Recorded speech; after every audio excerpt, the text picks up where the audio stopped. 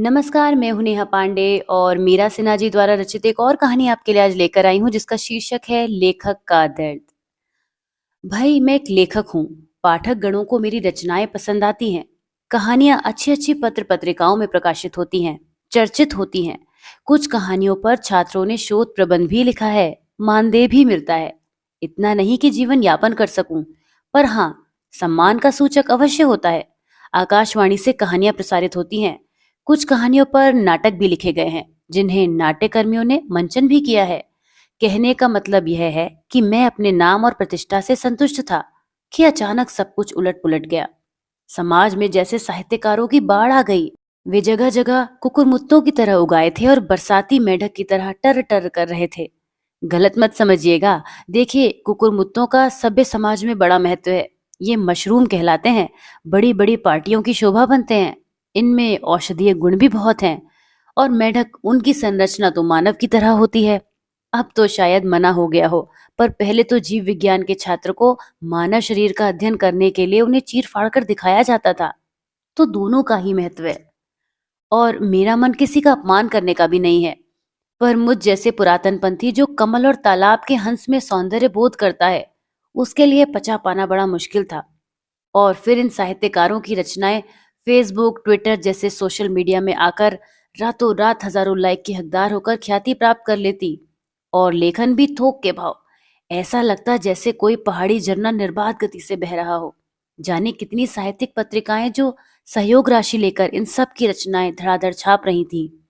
सम्मानों की कतार लगी हुई थी। प्रकाशक लोग धड़ाधड़ शुल्क लेकर किताबें छाप रहे थे। कहने का अर्थ यह है कि साहित्य का बाजार लगा हुआ था, जहां हर किसी चीज का मूल्य था। और था साहित्यकारों में रातों रात प्रसिद्ध होने की ललक। साहित्य एक साधना होती है। इस पाठ से वह कोसों दूर थे। ऐसी बात नहीं कि उसमें प्रतिभाशाली लोगों की कमी थी, पर वह भी इस भीड़ में कहीं गुम हो गए थे और उन्होंने अपने को समय की धारा युग धर्म में बह जाने को छोड़ दिया था।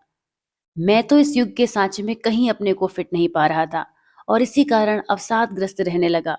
रचनाएं भी नहीं निकलने लगी, क्योंकि ईमेल से भेजा जाता था और मैंने कभी सोचा भी नहीं था कि मुझे जिंदगी में यह सब करना पड़ेगा। लगातार पिछड़ने का दर्द मैं अच्छी तरीके से महसूस कर रहा था। नई पीढ़ी में कहीं अपनी पहचान भी गंवा बैठा था। हालांकि जो लोग जानते थे, वे मेरा नाम अब भी सम्मान से लेते थे, पर फिर भी जीवन में खालीपन घिर आया था। जिस साहित्य की साधना करने से मैं ऊर्जा से भर उठता था, अब उससे खालीपन का बोध होता था।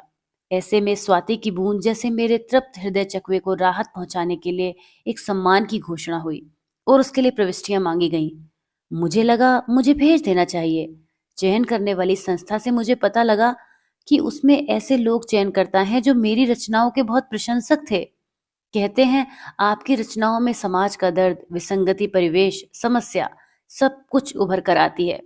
मैंने प्रविष्टि भेज दी और काफी हद तक सम्मान की आशा लगाकर बैठ गया।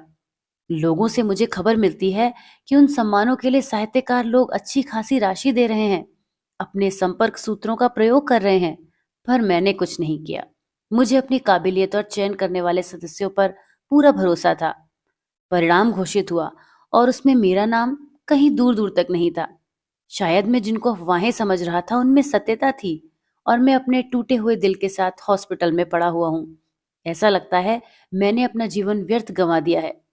डॉक्टर बच्चों को बता रहे थे, वैसे तो कोई खास समस्या दिखाई दे नहीं रही है, पर ऐसा लगता है कि ये मन से ठीक होना नहीं चाहते। डॉक्टर का सोचना सही है। दुनिया के रंग ढंग देखकर मेरी जिजीविषा समाप्त हो गई है। एक लेखक क्या चाहता है? यही ना कि उसकी रचनाएं समाज में पढ़ी जाएं, लोग उनसे प्रेरित हों और वह केवल प्रशंसा के दो बोल सुन ले। और वह ना मिलने पर लेखक का जो दर्द होता है, वह भुक्तभोगी ही समझ सकता है। तो ये थी मीरा सिन्हा जी द्वारा रचित एक बेहद खूबसूरत और मार्मिक कहानी, लेखक का दर्द। आशा करती हूँ कि आपको जरूर पसंद आई होगी। कैसी लगी कमेंट्स में जरूर बताइएगा। और मैं नेहा पांडे मिलूंगी आपसे एक और कहानी के साथ। तब तक के लिए नमस्कार।